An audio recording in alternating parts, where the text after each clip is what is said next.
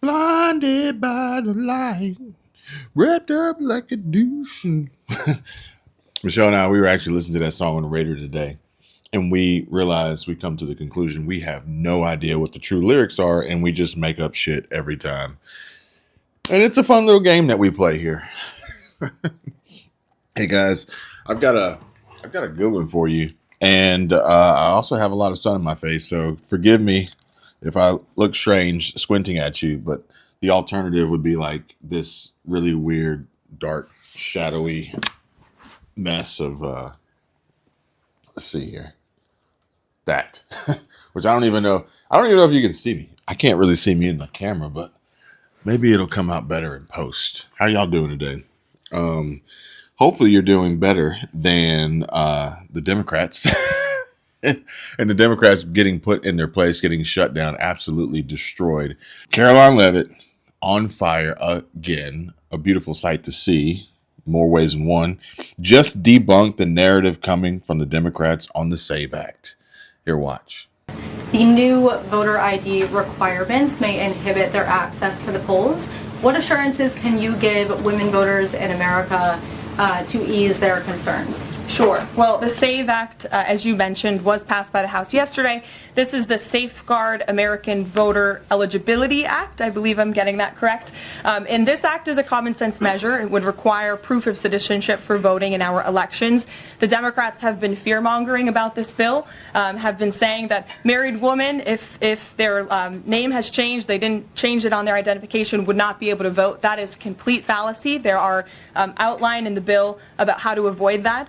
The president very much supports a common sense solution to ensuring that only citizens can engage in our elections. This is critical to improving the integrity of our elections and also the trust that American citizens need to have in our electoral process. So the president supports this bill, and that is a myth that has been proven wrong by the text of this bill. And I believe some of the co-sponsors of the bill have been very vocal in addressing that. And certainly I myself, as a married woman, would not stand before this podium if the president did not support such a common sense measure. Thank you. For my next question, I actually want to give a voice. It is kind of strange when I can't see what's going on. So we're going to go this route. But it's just crazy to think. We talked about this earlier today on the upload. You guys will see Tulsi Gabbard on the thumbnail with President Trump in the background. And that was part of that conversation. And of the hundreds of comments that we received in regard to this crazy idea, this ridiculous notion, this exaggeration of, I don't even know if I can say of the truth, because it's almost like the Democrats just took a story, lied, spun it, and then just propelled it throughout their entire game plan talking narrative for this Friday going into the weekend. And I am so glad that Karoline Leavitt addressed that and brings the truth. Okay.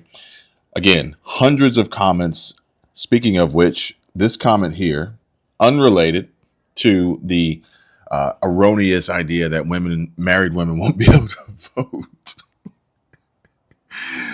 But this one actually is in regard to Medicare. Okay. And I've got really good news for you about Medicare. And it says here, I used to work in health insurance, and I can tell you that anyone who is on any medication for which there is no viable alternative for the specific condition, you really want to make sure that whatever Medicare plan you get on covers those must-have medications. Okay. And so this is huge because there's been a lot of questions and a lot of statements being made about Medicare. And specifically, as we've been mentioning, give Chapter a call, hit them up, reach out. It's 100% free. Call them 270-467-2426. And the sun is really, really bright. And ask them questions, okay? Because they are there to help. And here's the good news, okay? You guys know I really like Grok 3, and I like asking Grok questions to get the answers so that I can bring you guys as much information as possible. But I will say, with over 24,000 different options and plans to choose from with Medicare, there's absolutely no way that I could ask Grok the question that would be specific to your personal needs. And I what I did was instead I looked for a place that would help you guys out, and Chapter absolutely knocked it out of the park. So make sure you hit them up. And what they do is they look at every single plan in your area to find the best plan for you. And I think that that is most important here. And the great news is that on average, they have helped my audience, you guys, already in this short time frame, already save on average $1,100 a year. Whew. Thank you, Jesus. Thank you, Lord. Oh man, that cloud coverage is really amazing right now. Now I'm blinded by the light. I gotta wait for my eyes to refocus on this computer screen here. $1,100 on average per year, with some even getting money back in their Social Security checks. So quick show of hands, how many of you would like to see money back on your Social Security check? So free call. What are you waiting for? The number's on the screen. I'll leave it up there. There's information in the description. I'll put it in the pinned comment. If you need more, comment Medicare in the comments, and I'll make sure to get you guys connected. And this one here is a little bit of a precursor, a heads up, a warning, or maybe an indication of what we could be expecting here in the near future, expecting the sun to blind me yet again. And this one here, hear me out, guys. We talked about this earlier on the live stream. Just in, Pennsylvania judge convicted of trying to execute her sleeping boyfriend by shooting him in the head. Okay. This one is wild. Okay. This one is absolutely insane. And here's why. I want you guys to check this out. After we take a listen to this, Tim Pool has completely lost the plot, is what Ian Miles Cheong says here. He's passionately defending the unjust slaying of 17-year-old Austin Metcalf and calls it self-defense and acts as if Carmelo Anthony was justified in taking his life. Unfollowed. One where he says, what is it? Nothing matters but this. He was at a school event at the wrong team's tent with a knife. He clearly chose murder than to walk away, cut and dry here. Nope, wrong. Imagine you are invited to a party at someone else's house and you are legally carrying a firearm. And then a fight breaks out and or like an altercation breaks out between you and some guy, and there's drinking involved or whatever. I'm not trying to make a 1-for-1 scenario. I'm trying to create a potential scenario separate from this one with similarities. You go to a party. Let's say you go to a party. And some guy starts saying stuff like, yo, man, get out of here. And you're like, I can do what I want. I was invited to the party. Verbal altercation escalates. And then the dude, you're standing there and you pull your sweater back and you've got a gun. And you put your hand up and say, don't come close to me, bro. I'm warning you right now. Do not come close. Do not take another step. Then the guy grabs your arm and makes a move. So you draw your weapon and you use it. Okay. Make the argument. You have no right to defend yourself when you're being attacked by a guy. Make the argument. By all means, go ahead and do so. I ain't going to do it. I don't know the circumstances. You can argue that you're in a place you're not supposed to be. You can argue it's that guy's house, and it doesn't matter. A guy can invite you into your neighbor could be like, come on over, brother. And then if he gets physical with you, you can defend yourself. And then what? The police are going to be like, well, you were in his house. And it's like, yeah, you invited me in. It's like, the door was open. So apparently Tim Pool has no idea what he's talking about. In so many different ways here, because I think like the immediate fallacy here is the fact that he says legally carrying a gun, which I don't think that Carmelo Anthony was legally in possession of a knife at an event in which maybe, okay, he was invited to the friend's house for the party, but he was under a tent that he wasn't supposed to be at, or at least he wasn't invited there. But then we go a little bit further to the point of which now you want to brandish your weapon, which in certain instances, brandishing a weapon is actually illegal and is a criminal offense. Yet self-defense, and that's going to be the caveat here, is subjective, because there's self-defense and then there's use of lethal and deadly force. There's self-defense and then there's stand your ground. And I don't think that you can really justify that some dude at a party who touched you deserve to die because you chose to kill them to defend yourself. You see, I think that there's levels to this and this escalation here. And here we are now going back to what I told you guys.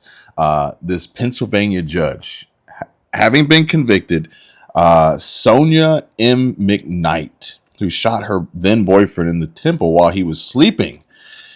And the tie here, the connection is, it doesn't matter if you're black, or at least it shouldn't.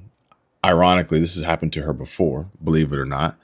So I guess she got off the hook. BLM showed up and marched in protest. Enough money was donated to her GoFundMe or whatever. But you can't just say self-defense. You can't just say that. Like it doesn't automatically allow you a license to kill. Last year, February 2024, prosecutors saying McKnight was the only person who could have shot her ex-boyfriend, Michael McCoy, in that home. McCoy said he could not see when he woke up in excruciating pain during the overnight hours of February 10th. He couldn't tell who shot him, but he was adamant that he did not shoot himself. And to his knowledge, McKnight was the only other person in the home when he went to bed.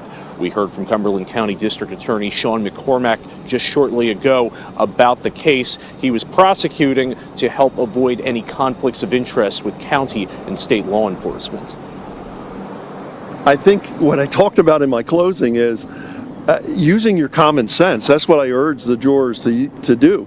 There were two people in that house, and only two people in that house, and one of them, the one who was shot, said he did not shoot himself. The logical conclusion is the other person did it. The McKnight was led out of the courtroom after the verdict was read in handcuffs. She was being taken to the Dauphin County prison as she had her bail raised to $3 million after the convictions occurred earlier today. A sentencing is set for May. However, her defense attorney indicated that he intends to appeal the verdict that came out of court today. He said that he simply just does not agree with what prosecutors argued and that McKnight did not shoot McCoy. But again, she will face sentencing in May and was taken to the Dauphin County prison after the verdict was read today. Again, Sonia McKnight, district judge here in the Harrisburg area, convicted of attempted murder and aggravated assault.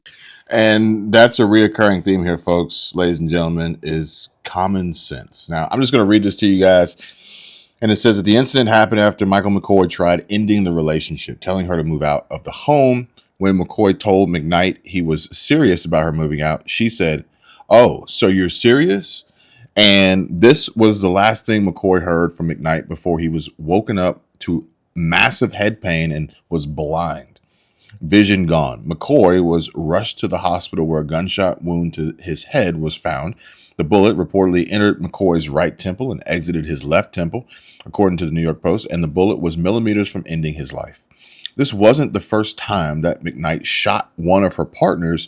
During an incident with her former husband, the judge shot him in the groin after telling him to move furniture.